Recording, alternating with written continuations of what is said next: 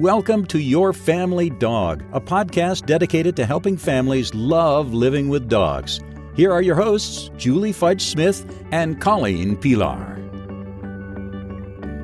Hi, welcome back to Your Family Dog. Today, Julie and I are joined by Dr. Chris Pachel, one of the few veterinary behaviorists in the world. There really are only about 70, right, Chris? Is that what it is, about 70? That's right. I think we're in the high 70s now, but we're gaining ground. We're building steam, and whatever that phrase might happen to be. But yeah, we're not that popular quite yet. Yeah, which it's so awesome that it's building steam because it's such an important thing. So today we invited you to talk a little bit about puppy socialization. But if you could just take a really brief minute and tell us what a veterinary behaviorist is and how that's different from our regular veterinarian. Absolutely. So a veterinary behaviorist is someone who really comes at behavior cases from a variety of angles. So we have training in learning theory and brain development and kind of the way that animals learn. And we also have extensive information from the veterinary side. So understanding how physiology and hormone levels and medications and disease and illness and how all of those things impact behavior, as well as potentially impacting learning and the development of individual behavior patterns and problems. So we're kind of looking at both of those pieces that you might be able to get from, let's say, working with a really skilled trainer or behavior consultant and working with a veterinarian, but we have the knowledge base of both to really marry those two things and kind of flex back and forth depending on what an individual animal needs from us. Which is awesome. That is awesome. Absolutely awesome. So one of the questions I had for you is that in the throes of trying, a lot of people try to socialize their dog. I don't think socialization is quite of a novel concept as it used to be. But sometimes what happens is dogs get traumatized in the name of socialization. And I was wondering if you could talk a little bit about that and what the ramifications for that might be for dogs and for their owners. I certainly can. And I think you're absolutely right that, in my clinical practice, at least, whereas now I'm working with mostly animals who have a behavior problem of some sort, of any nature. And historically, we are often talking about under-socialization. And now I'm finding there's a very distinct subset where when I go back and I ask the clients, what did those first 3 to 16 weeks look like? They're giving me all sorts of examples that include going to Home Depot, and we went to the park, and we went to puppy class, and we went to all of these different locations. And so from that standpoint, socialization was happening. And yet when we dig just a little bit deeper and we ask the client, what did you see during those socialization experiences? How did your puppy actually respond? What we're describing at those points is often more of a puppy who is shy, reserved, who wasn't actually social or interactive, who was, in some cases, actually starting to show early signs of defensiveness. And the clients in those cases were so focused on exposure, and they weren't aware or perhaps didn't know how to recognize what some of those early signs of emotional distress might look like. And so that's where that trauma in the name of socialization really starts to come through. And what we have is a pup who was absolutely exposed, but they equated that exposure with a negative rather than something that was, positive or even neutral would be better than negative.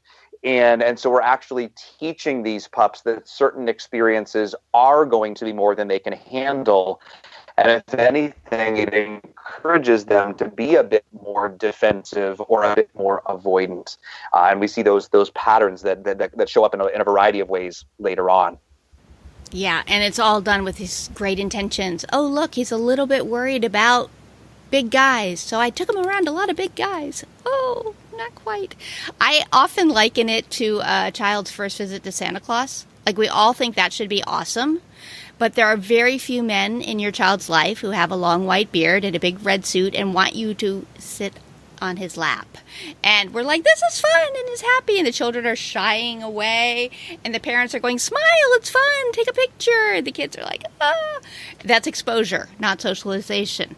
So we really want to see if we can, from our puppy perspective, say, this is supposed to be fun. And if it isn't fun, what can I do to make it fun? Absolutely. Yeah, it's definitely something that I think is how would I say, just not talked about enough. It's underexplored. And I get it. I mean, gosh, new puppy owners have just an incredible amount of information that they've got to try to absorb, and we're talking about health issues and vaccination plans and parasite control and potty training and crate training and teaching them how to bite their toys and not people and, all of these things that it's really difficult to get to some of those more subtle nuances. And so I get it. And I'm grateful that people are making that attempt to socialize. And, I think we're at the next place where we need to start kind of taking that next level to say, yes, the goal is this, and let's make sure that your puppy is actually enjoying the experience versus not.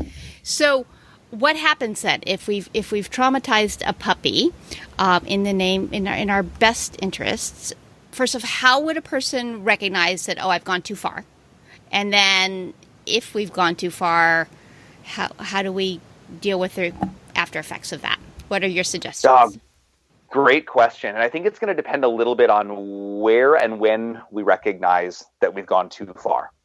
If we're working with an 11-week-old puppy and, we made the attempt to, let's say, take that dog to the park and, had everything set up appropriately and we had one child, and then all of a sudden we were overwhelmed by a soccer team, but it's sort of a one-time event, then we really just have to look and see, did that puppy bounce back appropriately? Mm-hmm. So was it just a situational, whoa, too much, and we can just regroup, reset, and go right back to life as usual? Or are we seeing any residual effects from that? Or if we're actually catching it later on, maybe now we're catching it at, let's say, 6 months or 9 months, and we're recognizing that, whoa, I don't think this pup was having a good time. Well, truly at that point, the socialization window, that primary opportunity, not only for learning about experiences for the first time, but also the way that socialization impacts neurologic development, that window has closed.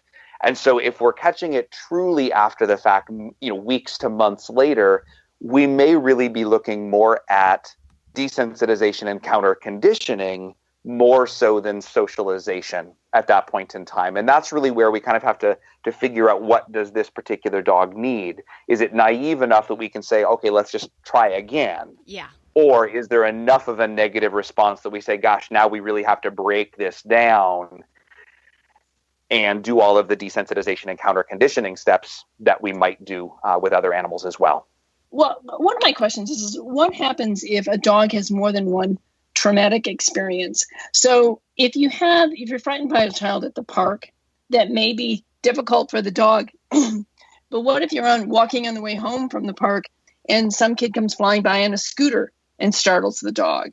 Or you go by a stroller and some kid is screaming. So you have more than one traumatic event within a short period of time. What kind of an effect can that have on a puppy? And is that going to cause a more serious problem? It really depends, as sort of the true behaviorist or behavior consultant always answers, right? It depends, but it really does. And so what I'm looking at there is, again, it's a matter of when are we catching this? And where I think those different experiences are going to differently impact the developmental pathways of the puppy is perhaps going to depend a little bit more on that pup's level of resilience.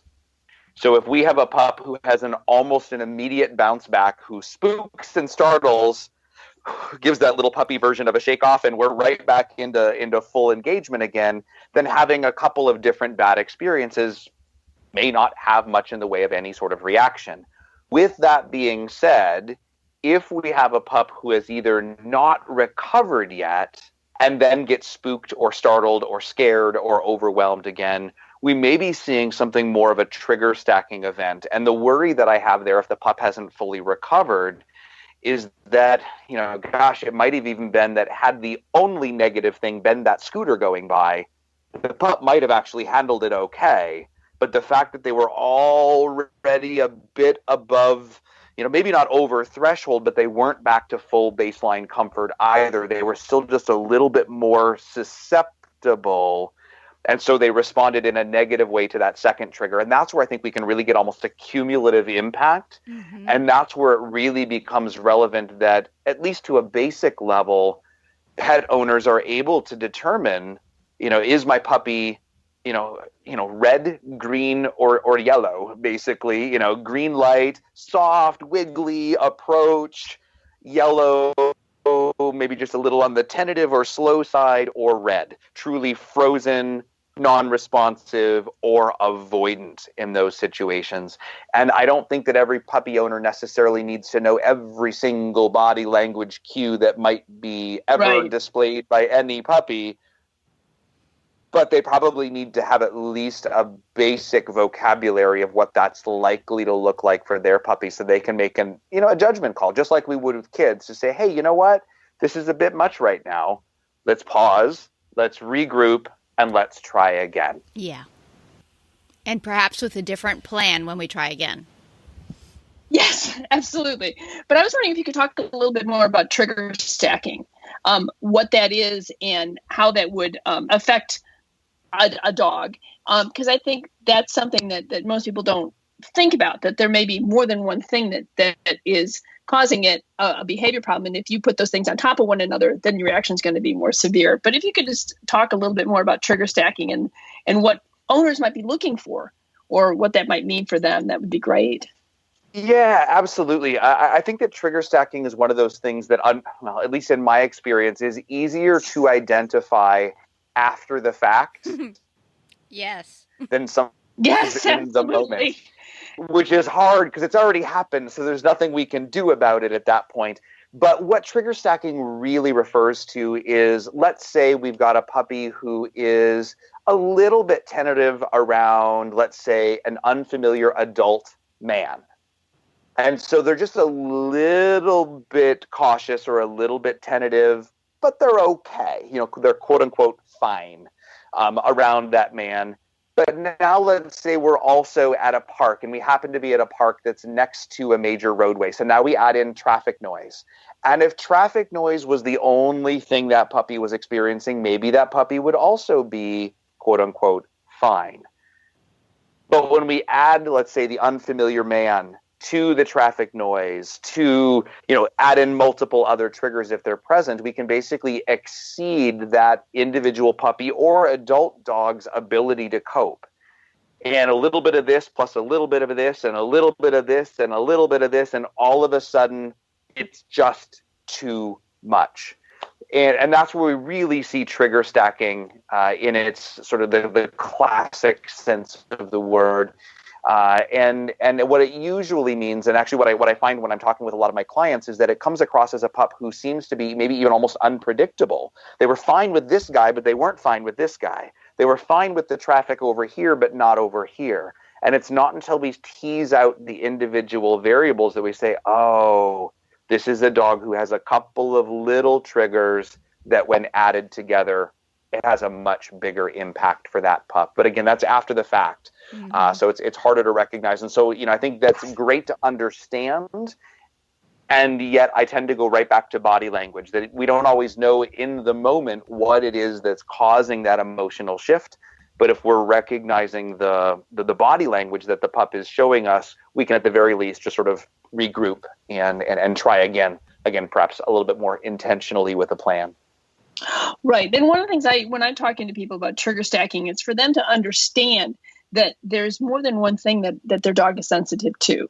So they need to be sensitive to the environment. So for me, trigger stacking becomes valuable as a way to tell them, this is what you need to be looking to keep your dog safe.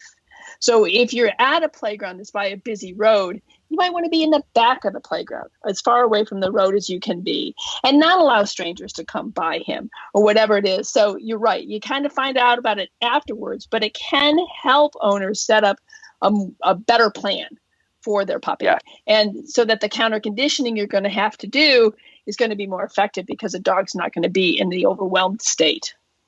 And what that really brings up, Julie, which I think is just a brilliant way of saying that, is we have to be looking for every variable that is a factor for that puppy. We have to, at least at a basic level, be aware of what that stimulus gradient actually looks like. So if we have a pup who's sensitive to people, we may be having to pay attention to proximity or distance. We may have to pay attention to number of individuals present. We may be paying attention to body language and whether or not they're big gestures or little ones, or the tone of voice or the volume of speech patterns. And so those individual stimulus gradients will come together in a variety of combinations. And that, I think, is often really two things. It's really evident that a lot of owners and maybe a lot of trainers or veterinarians aren't seeing all of that variables when they say, gosh, today was just the same as yesterday. Mm-hmm. Well, maybe not, Yeah. And that's where it gets confusing. And back to the sort of, the idea of trauma in the name of socialization. It's not hard to see why some of these pups might have some overwhelming experiences, because we just don't always know or have the ability to see all of those things in advance to know exactly what's going to be a trigger or not for an individual little pup. And the thing is that it can be too that the internal environment of the pup, you may have exactly the same day, the exact same number of people or whatever, but the internal state of the pup is different that day. Like maybe yesterday I played too hard and I'm tired today, or my back is sore because this little person leaned on me, or whatever. So or sometimes we don't even cut know. Down at a neighbor's house, and it was noisy at my house all day. Exactly. Yeah. Internal versus out. Internal versus external environmental factors, and it all matters. Yeah, it does. And I find when we're working with those pups, again, whether it's in the veterinary clinic or in puppy class, if we're working with a naive pet owner, and I when I say naive, I'm not talking about that in a negative way. They just don't know all of that information yet. It's so difficult to get all of it in such a short time window for that true socialization window. It's so hard. Yeah. Do you want to talk about socialization windows? Because I've heard lots of different things, anywhere from 12 weeks to 16 weeks. And is that variable by dog, by breed, by size? What do you generally say? Yes, all of those things. Yeah, there's a couple of things that really are relevant there, and that I never want people to think about socialization as like, boom, it's 3 weeks, door is open, 12 weeks, boom, the door is closed. It's not that. There are sort of gray areas on either side of that. It's basically looking at, at what age do we see that pup starting to have, experiences, not only sort of nutrition and elimination experiences with their mother, but when are they starting to form social relationships and have direct peer-to-peer social interactions and really starting to navigate their environment and investigate and do all of those things. That's kind of the early side of that. And then the end of that is really anywhere in that 12 to 16 week window. And depending on which reference you look at, you're going to find it listed in different ways. And so what I like to think about for the individual variation is, we're looking at an approximate window from 3 up to probably 14 to 16 weeks. But again, it's not just, this neat, clean bookend. The reason one of the reasons why there's a lot of individual variation is that it depends on other factors as well. And so I mentioned briefly resilience, but there's so many factors that go into socialization, including genetics and the prenatal rearing environment, the nutritional state of the mother, the pups before the pups were even born, the emotional state of the mother before the pups were even born, whether or not those pups were handled at even a basic level during those first, 3 weeks or so. all of those things kind of give us a different level of susceptibility and a different initial trajectory of neurologic development that then has an impact on the degree of susceptibility or need for that pup. And so the moment we start thinking that every puppy is the same, or that every 3-week-old puppy is the same blank slate, not really. There's a lot of individual variation. And I know that we have to create these sort of broad brush strokes so that we're getting the majority of the pups captured. But there are going to be outliers. There's going to be variance. And that's where we really have to be paying attention to what's happening, especially if we're seeing a pup that's a bit more on that shy, sensitive, avoidant, susceptible side. That's a place where those pups perhaps do need a lot more true socialization, but at a lower intensity, a greater level of awareness of that stimulus gradient, so that we're not overwhelming either with individual triggers or with those cumulative triggers like we were talking about with trigger stacking. This is awesome and so helpful. It really is. And we're going to wrap up this episode here, but lucky you, Dr. Chris Pachel is coming back for another episode to talk about something else. But let me really quick, before we sign off on this one, tell you how you could find him. You can reach him at animalbehaviorclinic.net and learn all about the amazing work he does as a veterinary behaviorist. And of course, tune into the next episode because there's lots more fun to come. Thanks so much, Chris. We appreciate you coming on. Thanks for having me. It's been a pleasure. Thanks for listening to Your Family Dog. Got questions? Interesting ideas? Colleen and Julie would love to hear them. Call 614-349-1661 or visit www.yourfamilydogpodcast.com to share your thoughts.